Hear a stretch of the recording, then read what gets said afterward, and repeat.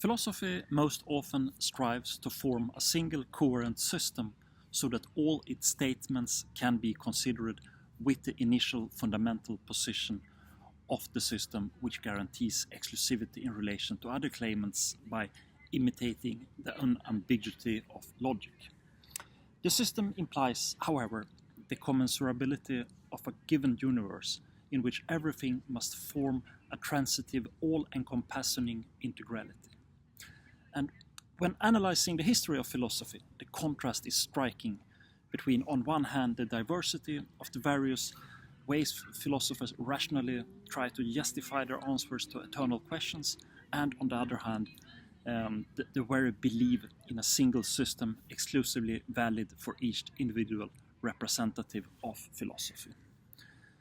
But where does this illegal contradistinction come from? Can we assume that philosophy becomes more rational over time when all philosophical treatises are creative results of intended efforts of living philosophers? Anyway, in this regard, the following question from davidpearce is also pertinent. What is philosophy? Is more like the question, what is art?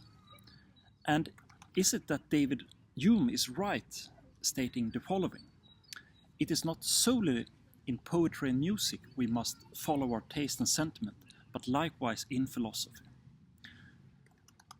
And the circulus vitiosus of rational philosophy is connected with the fact that it does not recognize the trans-rational due to the requirement of internal transferability, while the transferability at the same time enjoys the services of the trans-rational within the system of the transferability, as if it were about given factors in advance, or as this circumstance is explained by Adorno in his negativedialectics in the following way. The system is not one of the absolute spirit.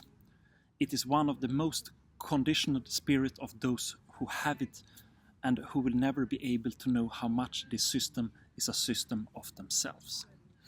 And this very axiomatic requirement of exclusivity is also not subjected to critical consideration, but is on the contrary implied as an indispensable self-evident compulsiveness.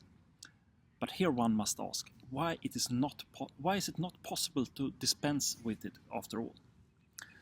Argument based on a void of inconvenience, that is, on the inexpediency and undesirability of other position, cannot be related to a rational system without connection to external content, which at the end is arbitrary in relation to the very rational system.